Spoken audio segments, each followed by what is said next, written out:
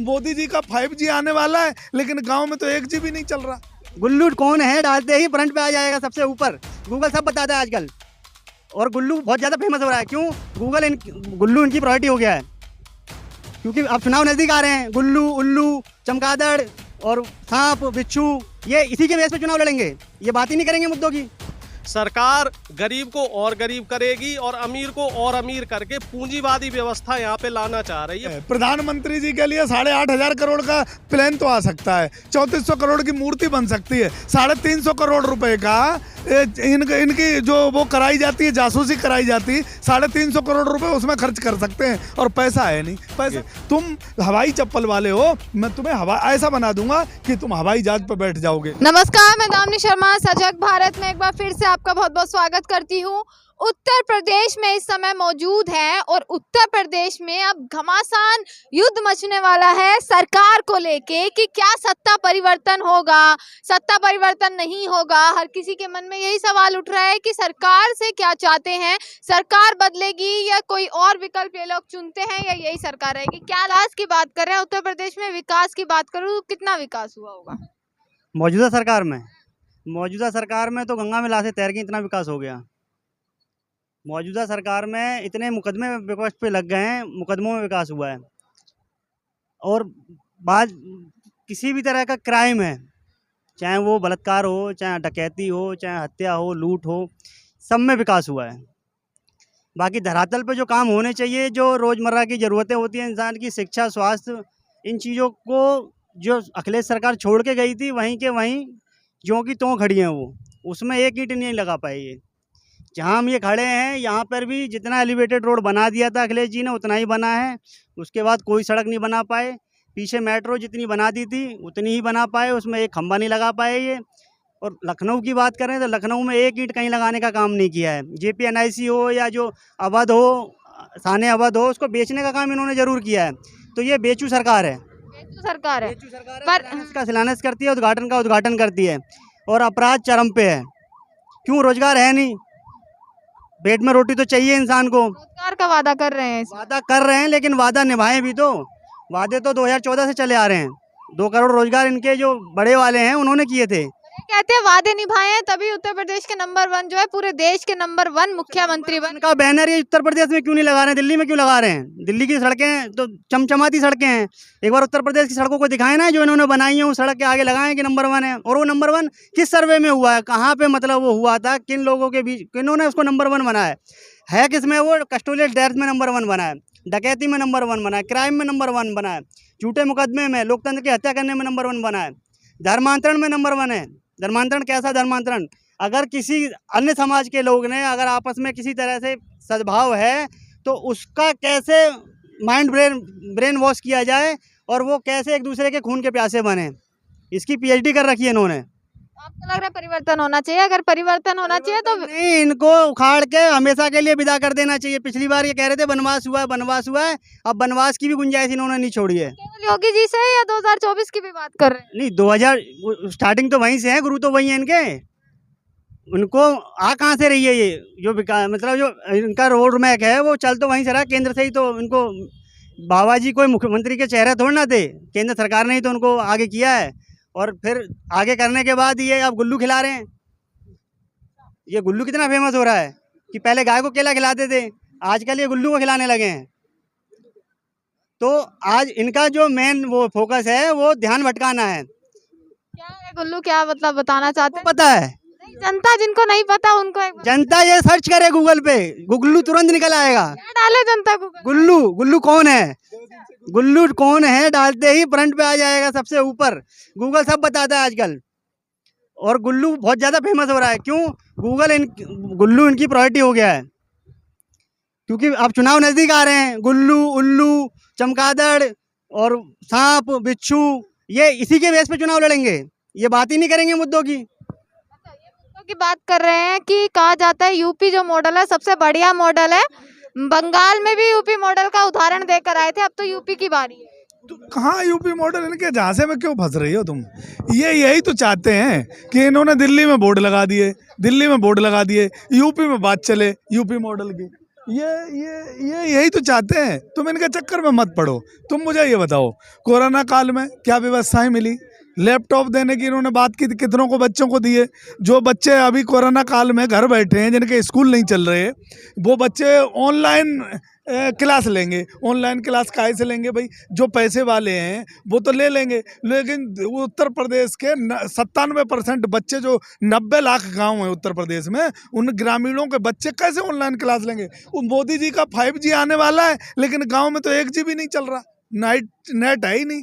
उत्तर प्रदेश के अंदर, अगर ये उत्तर प्रदेश के मुख्यमंत्री हैं तो उत्तर प्रदेश में सुविधा क्या दी इन्होंने, ये बताओ। ये उत्तर प्रदेश में सिर्फ भ्रष्टाचार किया, उत्तर प्रदेश में किसानों को धमकी दी, किसानों के साथ अन्याय किया, उत्तर प्रदेश में मजदूरों के साथ अन्याय किया, उत्तर प्रदेश की जनता के साथ अन्याय किया। मुझे ये बता दो कि ये काम किया इस भारतीय जनता पार्टी का, जो भारतीय जनता पार्टी अपना संकल्प पत्र लेके आई थी, पहला बिंदु उसमें था कि गन्ने का 14 दिन में पेमेंट देंगे। हम अगर उसकी बात करते हैं तो भारतीय जनता पार्टी लठ और डंडा लेके खड़े हो जाते हैं।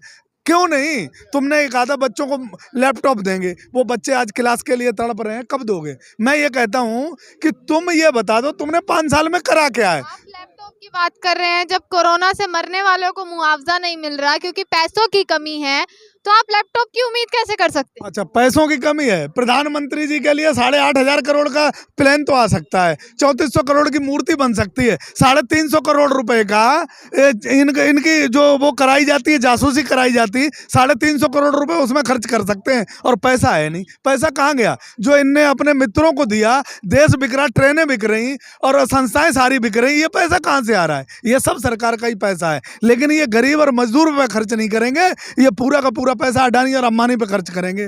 पैसा है सर, देश में पैसे की कमी नहीं है, लेकिन ये पैसा किसान के लिए नहीं है, ये पैसा मजदूर के लिए नहीं है, देश के नागरिक के लिए नहीं है, जो बाहर जा रहे हैं इनके मित्र, उनके लिए ये पैसा है। देश को बर्बाद कैसे हो मोदी जी ने, और उत्तर प्रदेश कैसे बर्बाद हो योगी जी ने पूरी व्यवस्था कर रखी है। अब तैयारी चल रही है। तैयारी ये है कि काले कानून अगर वापस नहीं हुए, किसान अगर ये चारों बॉर्डरों पे, यहाँ 4-5 बॉर्डरों पे दिल्ली में डटा है, वैसे ही अगर नखलऊ घेरेगा तो इनको पता चलेगा कि उत्तर प्रदेश का हाल क्या है। क्योंकि उत्तर प्रदेश में मीडिया दिखाती नहीं, देश की जो मेन इसकी मीडिया है वो बिकी हुई है, वो अपना दर्द दिखाती नहीं, और एक आध चैनल कोई दिखाता है तो उसे के यहाँ छापा मार के, उसके यहाँ रेड मार के ये उसका मुंह बंद करवाना चाहते हैं। तो तुम भी बचे रहना, कहीं हमारी आवाज़ अगर तुमने दिखाई तो अपना घर का पता छुपा के रखना, कहीं रेड तुम्हारे यहाँ भी ना पड़ जाए। क्योंकि आजकल रेडू सरकार है, ढोंगियों की सरकार है, ये घोटालेबाजों की सरकार है, और राष्ट्रभक्तों को देखना नहीं चाहती, और जो फर्जी लोग हैं उनको सर्टिफिकेट बांटती है। ये उन लोगों की सरकार है जो कच्चे वाले कहते हैं कि ये राष्ट्रभक्त हैं, उन्होंने देश के साथ कभी अच्छा नहीं किया, न वो कभी अच्छा करेंगे। अगर सही आज देश का अन्नदाता रोडों पर बैठा है तो मुझे लगता नहीं कि ये राष्ट्र के साथ, अन्नदाता के साथ धोखा करके ये राष्ट्र के साथ कभी भला कर सकते हैं। कभी ऐसा जीवन में नहीं होगा। अच्छा, कहते हैं कि जो गरीब है वो अमीर बनता जा रहा है, पर वहीं हम महंगाई देखेंगे तो महंगाई भी चरम पर है। तो मजदूरों की बात करें, किसानों की बात करें, गरीब की बात करें, तो कैसे वो जिएगा? तो सरकार नहीं चाह रही, जो व्यवस्था पहले पीएसयूज में बटी हुई थी, अब उन पीएसयूज का निजीकरण कर रहे हैं। निजीकरण करने से क्या होगा कि पूंजीवादी व्यवस्था फिर से लगेगी देश में, और देश की जो पूरी जो पावर है, मनी पावर है, वो कुछ हाथों में आ जाएगी, और उससे जो मिडिल क्लास बढ़ा था पिछले 60 साल में, 70 साल में, ये मध्यम वर्ग कमज़ोर होगा। आप समझ लीजिए कि जब से ये नोटबंदी और जीएसटी लगा है, लगभग 10 से 12 हज़ार कंपनियां बंद हो चुकी हैं। उसके बाद जब पिछले साल ये लॉकडाउन लगाया है, लॉकडाउन में इन्होंने लेबर लॉ ख़त्म कर दिया, उससे बहुत सारे लोग, करोड़ों की संख्या में प्राइवेट सेक्टर के लोग बेरोजगार हो चुके हैं, और बहुत से लोग ऐसे हैं जिनकी तनख्वाह पहले से आधी कर दी गई है, आधी या 1/3 तनख्वाह कर दी गई है। अब चूंकि लेबर लॉ खत्म हो चुका है तो वो अपनी आवाज़ कहीं उठा नहीं सकते, न्यायालय जा नहीं सकते, उनकी कोई सुनवाई नहीं करेगा। तो सरकार की मंशा यही है, सरकार गरीब को और गरीब करेगी और अमीर को और अमीर करके पूंजीवादी व्यवस्था यहाँ पे लाना चाह रही है पूरी तरीके से।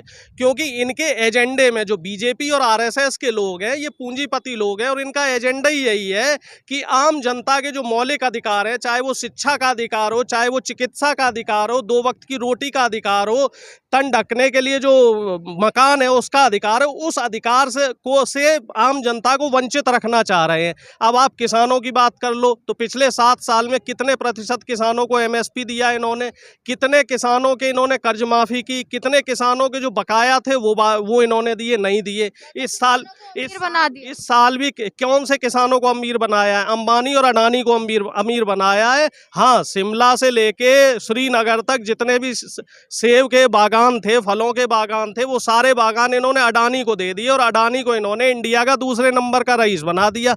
एक किसान को अमीर बनाया है इन्होंने। हमारा जो किसान है, जो लोअर तबके का किसान है, उसकी बात कीजिए आप, उसके लिए आपने क्या काम किया है?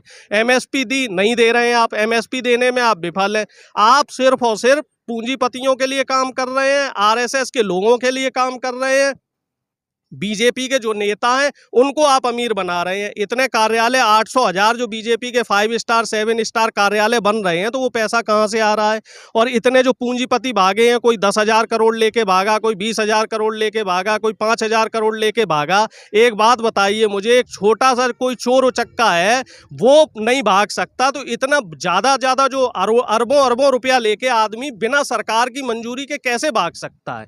तो इसमें सरकार की जो है पूरी मिली भगत है। सरकार चाह रही है कि देश के जो संसाधन है, देश के जो साधन है, देश का जो पैसा है, देश का जो जितनी भी संपदा है, वो ये से अपने कुछ चंद जो 150-200 लोग हैं उनके बीच में इसको रखें और बाकी लोगों को ये गुलाम बनाएं। गुलामी प्रथा को लागू करना चाह रही है मौजूदा सरकार। तो क्या लग रहा है, परिवर्तन होगा या नहीं? सीधा सवाल।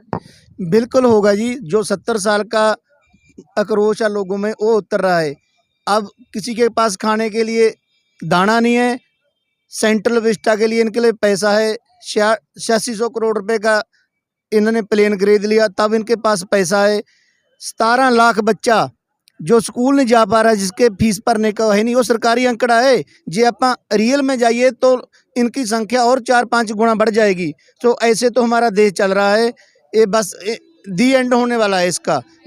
हाँ, ललित मोदी है, नीर मोदी है, एमी मोदी, निशान मोदी, ये तो देश से सरमाया लेकर भाग जा रहे हैं। ऐसे नहीं देश चलेगा, इसका तोड़ निकालेंगे। अब मैं ये पूछ रहा था कि आप कह रहे हो बदलाव, इस सरकार को क्यों लाए थे? इस सरकार को इसलिए लाए थे जो पीछे सरकार थी उससे अच्छा काम करेगा।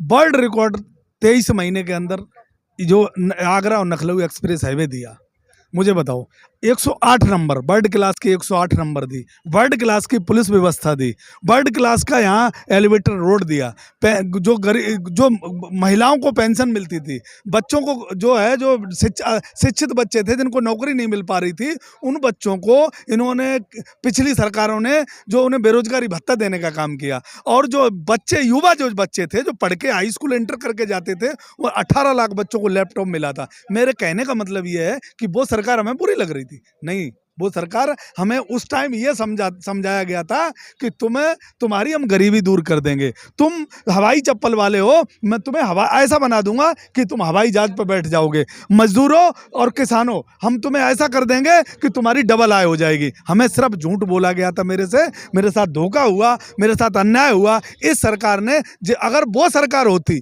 जो पिछली सरकार, जो 18 लाख बच्चों को लैपटॉप देके और 55 लाख लोगों को जो पेंशन उन्होंने दी थी, बेरोजगारी भत्ता दिया था, उस सरकार अगर आज होती, हम लोग गलती नहीं करते, तो आज उत्तर प्रदेश सच में उत्तम प्रदेश होता। उत्तर प्रदेश देश कहीं और होता, उत्तर प्रदेश कहीं और होता। ये गलती अगर हमने नहीं की होती तो। अच्छा, देश का यहाँ पे 2 युवा जो हैं वो मौजूद हैं। आप दोनों से एक बार बात कर लेती हूँ। सीधा सवाल ये है कि रोजगार को लेकर, इस सरकार को लेकर क्या? देखिए, देखना, कहना और सुनना इन्हें भाता नहीं।